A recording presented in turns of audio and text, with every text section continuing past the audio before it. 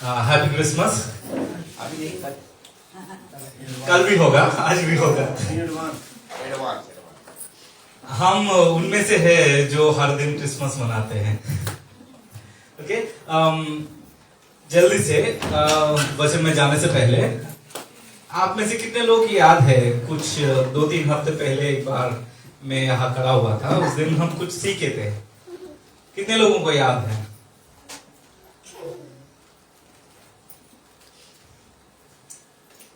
चलिए, प्रकाशित वाक्य उसका 7वां अध्याय उसका 8वां वचन पर 8 और 9 जल्दी कोई पढ़ लीजिएगा।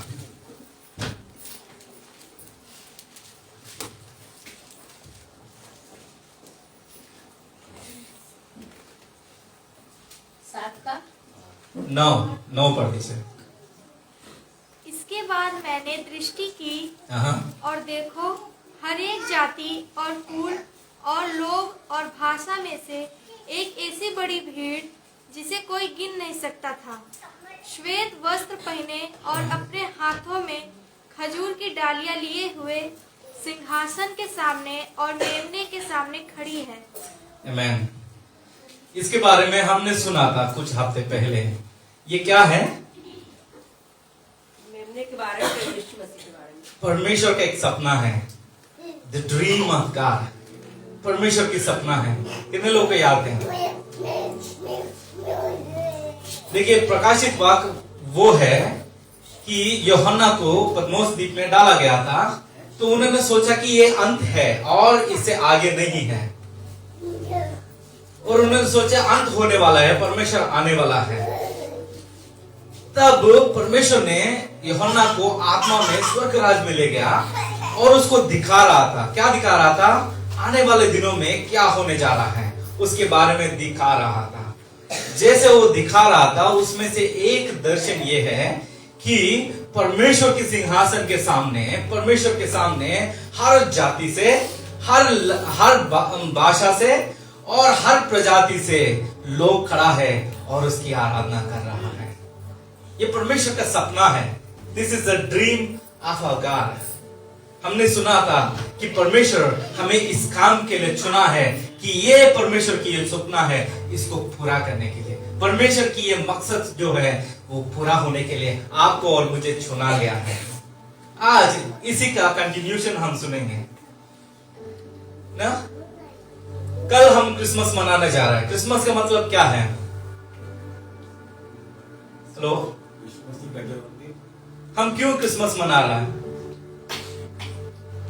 क्यों हम क्रिसमस मना रहे हैं? यीशु मसीह हमारे पापों के लिए प्रभु यीशु मसीह इस धरती पे आया है, इस धरती पे हमारे जैसे जन्म लिया है ना। परमेश्वर वो अपनी जगह को छोड़ा, अपने सिंहासन को छोड़ा, स्वर्ग राज को छोड़ा है, और मैं और आपके जैसे मनुष्य रूप लेके इस दुनिया पे आया है ना। ये खासियत है यीशु मसीह के बारे में। क्या है? उनके जन्म होने से सालों सालों पहले उनके बारे में लिखा गई है। क्या है? सालों पहले, यीशु मसीह जन्म से सालों पहले यीशु मसीह के बारे में, वह कहाँ पैदा होगा, किस वंश में आएगा, किस परिवार में पैदा होगा, वो क्या करेगा, क्या खाएगा, कहाँ रहेगा, कहाँ जाएगा, हर एक कदम उसका किताब में लिखा गई है। मतलब क्या है? उसके बारे में प्लान किया गया है, उसके बारे में योजना बनाई गई है कि यीशु मसीह कहाँ पैदा होगा और क्या कहाँ जाएगा और अंत उसका क्या कैसे होगा। मतलब वो कैसे अपना बलि चढ़ाएगा और कैसे वो 3 दिन में जी उठेगा और आपका और हमारा उद्धार कैसे करेगा, उसके बारे में पहले से ही तय कर दिया गया है, उसके बारे में पहले से ही प्लान किया गया है। हेलो, मेरे साथ है? इसलिए यीशु मसीह बना है। अगर किताब में जो लिखा गया, अगर वो पूरा नहीं होता तो वो सिर्फ यीशु बन के रह जाता है, क्योंकि उसके बारे में जो लिखा गया है वो पूरा हुआ, इसलिए वो यीशु मसीह बना है। हेलो, मेरे साथ है? आपके बारे में भी किताब में लिखा गया है। आपके बारे में भी किताब में लिखा गया है। कहां लिखा है? कहां लिखा है? यिर्मयाह की लिखा किताब और पहला अध्याय उसका 5 वचन को पढ़ दीजिएगा। और आइज़ाया 44:2 यशायाह 44:2 पढ़ो और यिर्मयाह 1:5 और यिर्मयाह 1:5। जल्दी पढ़ दीजिए, 2 वचन। ये आपके बारे में लिखा गया, सुनिए क्या बताता है।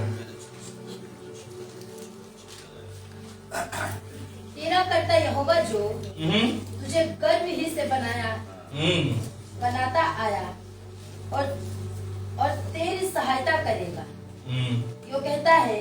बस अब यिर्मयाह का पढ़ दीजिएगा 1:5।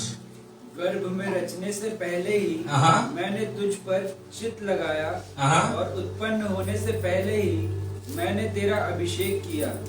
मैंने तुझे जातियों का भविष्यद्वक्ता ठहराया। बस परमेश्वर कब से आपके बारे में सोच रहा है?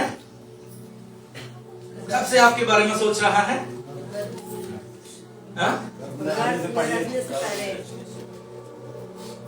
ठीक से नहीं बता रहा है। कब से आपके बारे में सोच रहा है? गर्भ में रचने से पहले। किताब में कहीं और लिखा गया कि इस सृष्टि का सृष्टि करने से भी पहले आपके बारे में वो सोच रहा था, आपके बारे में वो जानता है। यीशु मसीह के बारे में लिखा गया और वो उनके जीवन में पूरा हुआ है। और आपके बारे में लिखा गया कि परमेश्वर आपको गर्भ में पैदा होने से भी पहले से आपके बारे में सोचता है और आपको अभिषेक किया है। He anointed you। बोल रहा कि मैं तुमको यशायाह पढ़ दीजिएगा 44:2। तेरा कर्ता यहोवा जो तुझे गर्भ ही से बनाता आया और तेरी सहायता करेगा। वो तुम्हें बनाते आया, तुमको वो सहायता करेगा। किस चीज के लिए? यो कहता है। बस किस चीज के लिए? कि उनकी योजना जो हम कुछ देर पहले पढ़े थे प्रकाशित वाक्य में, कि हर जाति के लोग, हर भाषा के लोग, हर रंग की, हर रूप के लोग परमेश्वर के सामने खड़ा हो।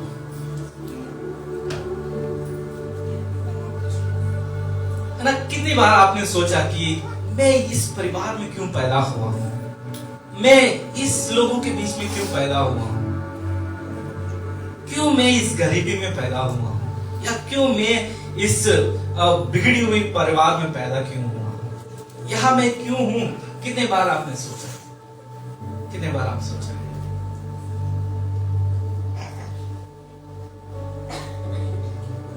मैं एक बात आपको सच्ची में बता सकता हूं कि आप कोई गलती की वजह से वहां पैदा नहीं हुआ है। You are not an accident.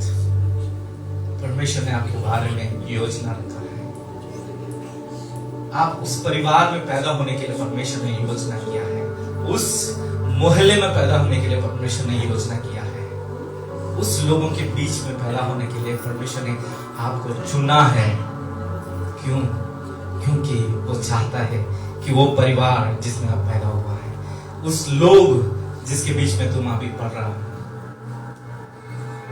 तमाम लोग परमेश्वर के उस सामने दंडवत करें। आमीन।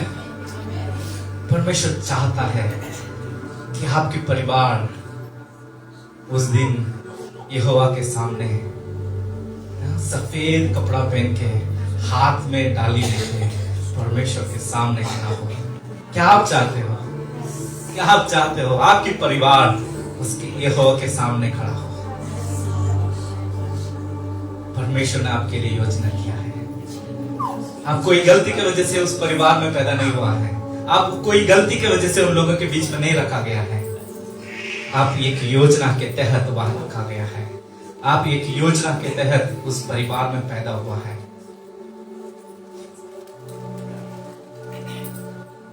यीशु मसीह के बारे में लिखा गया और आपके बारे में भी लिखा गया। आपके बारे में लिखा गया।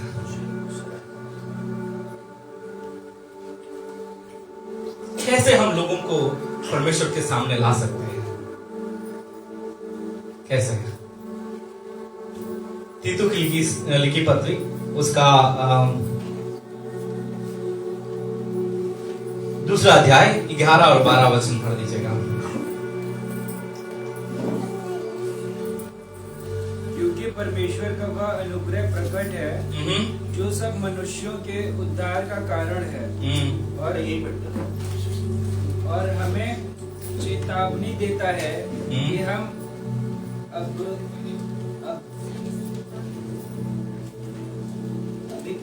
और सांसारिक अभिलाषाओं से मन फिराकर इस युग में संयम और धर्म और भक्ति से जीवन बिताएं। इस युग में हम वो जीवन बिताए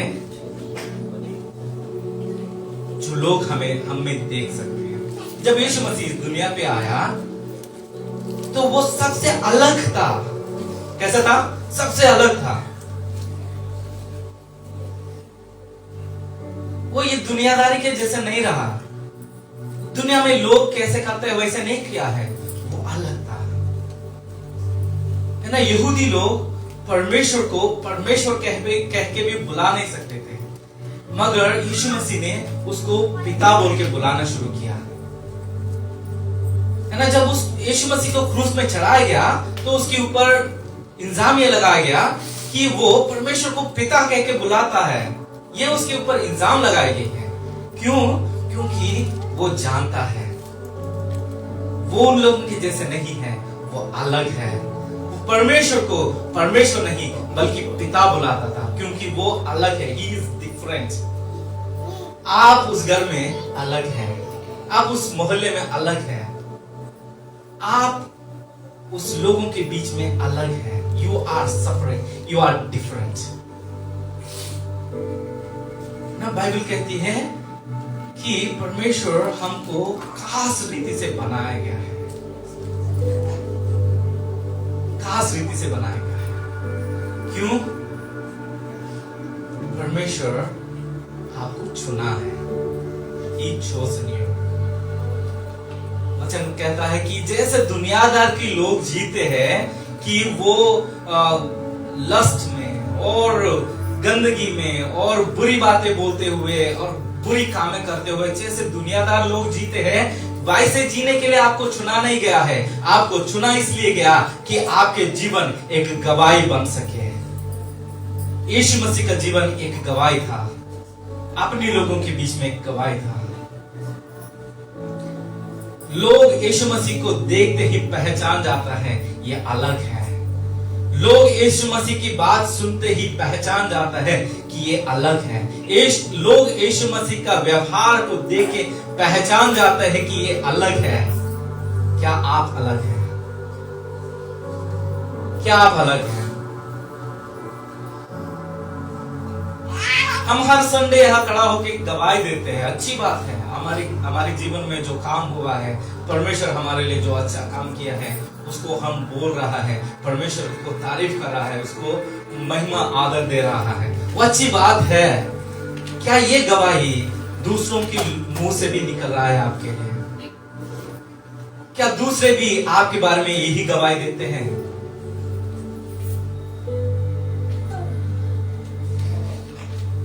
हेलो, मेरे साथ है?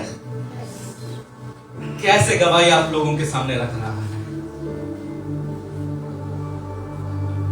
हो सकता है हमारे बात कई बार लोगों को समझ में नहीं आए। मेरी बात आप में से ज्यादा लोगों को पूरा समझ में नहीं आता है, क्योंकि मेरा भाषा अलग है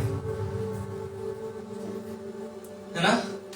हो सकता है आप जो बोलते हैं आपके परिवार लोग समझ ना पाए, आप जो बोलते हैं आपके मोहल्ले के लोग समझ ना पाए, आप जो बोलते हैं कि आपके लोग समझ नहीं पाए, मगर आपके जीवन लोग देखते हैं। आप कैसे जीते हैं लोग आप उसको देखते हैं। आपकी बातों से भी ज्यादा आपकी जीवन उसके सामने गवाही बनती है। यीशु मसीह का जितना टीचिंग्स उसका है, जितना वो उन्होंने सिखाया, उससे ज्यादा उन्होंने जी के दिखाया है। यीशु मसीह को न्याय देने के लिए या उसके ऊपर मुकदमा चलाने के लिए नियुक्त किया गया है पिलातुस। उन्होंने अपने हाथ धो लिया कि इस निर्दोष का खून मेरे ऊपर नहीं है। क्यों? क्योंकि उन्होंने देखा है कि यीशु मसीह निर्दोष जीवन जिया है। He lived an innocent life. उनके बोलने वाली बातों से नहीं, मगर उनके जीवन से लोग पहचाना है। आपके जीवन कैसा है? आपके परिवार परमेश्वर के सामने आना चाहते हैं? आपके लोग उनको परमेश्वर के सामने लाना चाहते हो? आपकी बात नहीं, आपके जीवन। It's not your words, it's your life.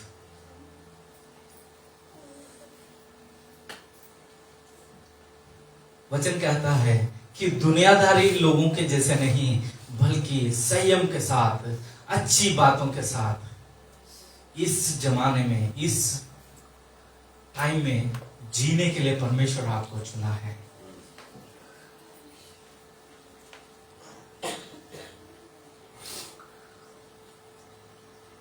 हमारा जीवन ऐसा नहीं होना चाहिए। दिन भर वो प्रार्थना करता है, मगर मुंह खोलेगा तो गंदी बात है। दिन भर वो वचन पढ़ते रहता है, मगर कोई उससे बात नहीं कर पाएंगे। ऐसा नहीं होना चाहिए। It's not our life. ये हमारा जीवन नहीं है। हमारा जीवन खुशबूदार जीवन है, खुशबूदार जीवन है। हमारी बात है ज्यादा मायना नहीं रखता है, हमारा जीवन मायना रखता है। It is important to live a life worthy for him. उनके लिए एक बहुमूल्य गवाही हम बना सकते हैं लोगों के सामने। क्या आप आपके लोगों को परमेश्वर के सामने लाना चाहते हैं? उस वचन को एक और बार पढ़ लीजिएगा, प्रकाशित वाक्य 7 और उसका 9। अब ध्यान से देखिए।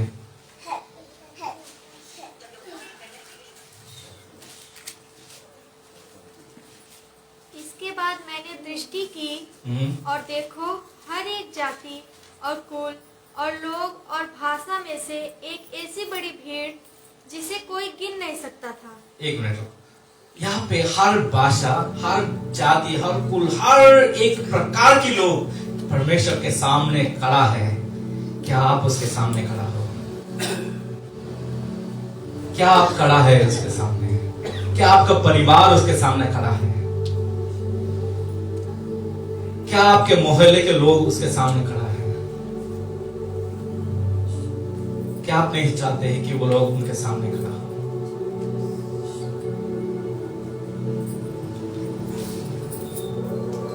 बता दें कि हर जाति, हर प्रकार, हर कुल के लोग वहां खड़ा है। मतलब एक अलग है, उसको पहचान सकते हैं कि वो अलग है, पहचान सकते हैं उसमें अंतर है, उनका पहनावा में अंतर है, उसके बोलने में अंतर है, उसको वो दिखने में अंतर है, उसके अलग अंतर है, सब कुछ अंतर है, मगर वो सब एक मन के साथ परमेश्वर के सामने आया है। वो सब एक इच्छा के साथ परमेश्वर के सामने आया है। वो उसका आराधना करना चाहते हैं। परमेश्वर की इच्छा है कि आपके परिवार, आपके मोहल्ले के लोग, आपके रिश्तेदार, आपके दोस्त परमेश्वर के सामने आ रहे हैं। क्या आप चाहते हो? क्या आप चाहते हो? क्या आप चाहते हो? यीशु मसीह इस दुनिया में आया और मारा गया, गाड़ा गया, तीसरे दिन जी उठा ताकि वो हमें उद्धार दे सके। क्या उस उद्धार जो तोहफा परमेश्वर हमें दिया है, यीशु मसीह हमें दिया है, क्या वो तोहफा को हम छुपा के रख रहे हैं? बाइबल में कहता है कि अगर व्यक्ति ज्योति को जलाता है, वो किसी चीज के नीचे नहीं रखता है, वो ऊपर रखता है ताकि लोग उसको देख सके। चलिए हम आंखें बंद करते हैं, हम परमेश्वर की ओर देखते हैं, हम स्वर्ग की ओर देखते हैं, हम स्वर्ग की ओर देखते हैं। आज हमने देखा है परमेश्वर की इच्छा है कि हर प्रकार के लोग उनके सामने आए। क्या आप चाहते हैं उस हर प्रकार के लोग में आपके भी लोग हो? क्या आप चाहते हैं कि उस हर प्रकार के लोगों में आपके परिवार भी हो? क्या आप अकेला जाना चाहते हो? क्या आप अकेला जाना चाहते हो या आप पूरा परिवार को लेके जाना चाहते हो? या आप पूरा परिवार को लेके जाना चाहते हो? आपके सारे रिश्तेदारों को ले जाना चाहते हो? क्या आपके सारे दोस्तों को ले जाना चाहते हो? इच्छा आपका है। परमेश्वर अपना दिल आपके सामने रखा है। वो चाहता है कि आपके परिवार उनके सामने आए। वो चाहता है कि आपके सारे रिश्तेदार उनके सामने आए। वो चाहता है कि आपके सारे मोहल्ले के लोग उनके सामने आए। वो चाहता है कि आपकी देश के सारे लोग उनके सामने आए। क्या आप चाहते हो? Do you want? Do you want? Do you want? Do you want? क्या आप चाहते हो?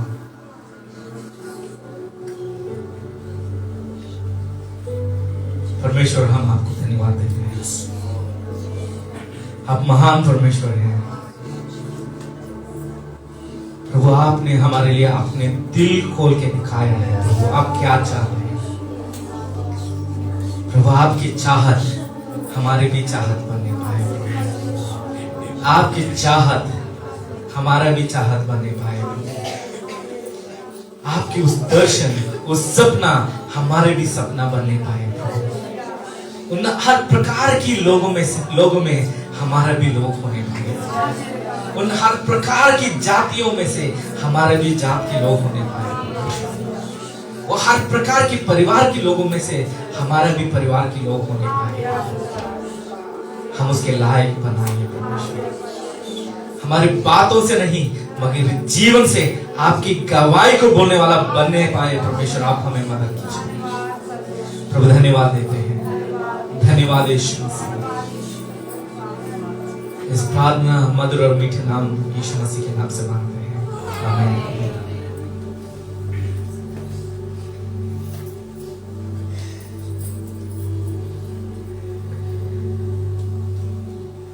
ये बात सच है कि हम सोचते हैं हम यीशु मसीह को ये दें, ये दें, ये दें, पर जब हम अपनी जिंदगी उससे दे देते हैं ना, तो उससे बेहतर उससे कुछ लगता नहीं।